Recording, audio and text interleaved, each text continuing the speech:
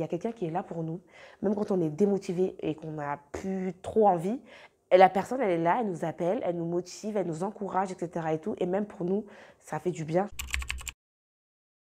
Bonjour, du coup, moi, je m'appelle Coraline. Ça fait depuis août 2021 que je suis chez les Petites Canailles au Rosier Rouge à Vanves. J'ai un CAP Petite Enfance et également une VAE d'auxiliaire puéricultrice.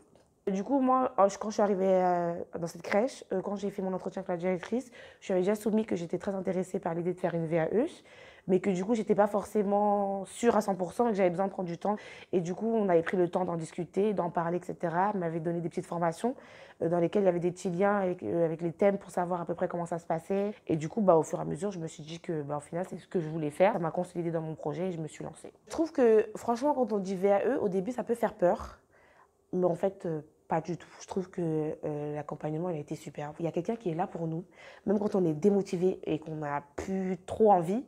Et la personne, elle est là, elle nous appelle, elle nous motive, elle nous encourage, etc. et tout. Et même pour nous, ça fait du bien. Parce que du coup, en plus des cours, on avait des groupes WhatsApp, ça c'était vraiment bien. Du coup, ça permettait d'aider, d'échanger. Et même quand on était en formation, on était tous ensemble et tout. Ça nous a beaucoup aidé, ça nous a permis d'échanger entre nous, de voir un peu, de se dire, bon, on échange un peu nos idées. Qu'est-ce que toi tu penses de ça, ça, ça, ça.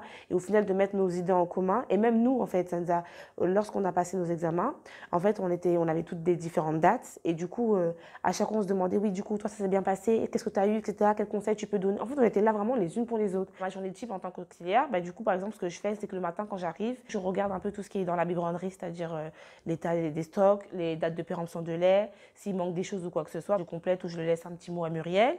Ensuite, dans la journée, par exemple, une fois par mois, il y a les pesées à faire des enfants, donc du coup, je le fais. Et en même temps, je regarde un peu si ça a stagné, si ça a augmenté. Ce que je fais aussi également, c'est que je regarde au niveau des stocks, des couches ou quoi que ce soit, je regarde ce qui manque, s'il y en a assez. Et en fonction de ça, en fait, je vois si on a besoin de commander, je liste un peu ce qui nous manque pour pouvoir commander également aussi. Après, il y a tout ce qui est médicaments aussi. Je regarde un peu tout ce qui est traçabilité, les médicaments, le stock aussi. J'essaie de regarder, de faire attention à ce qui manque un petit peu rien aussi. Même au niveau des repas, je commande aussi les repas des enfants. Donc du coup, ça c'est vraiment quelque chose de très organisé. Et après, il y a tout ce qui est commande de linge aussi qu'on est en train de commencer à faire aussi. Comme on est trois, du coup, elles sont deux de l'autre côté et moi toute seule, on essaie de tourner entre elles. Et du coup, soit on prend des temps pour soit faire les repas, soit pour regarder les stocks des couches, soit pour regarder la traçabilité ou même comment on va s'organiser pour le lavage et le nettoyage des jeux. Voilà.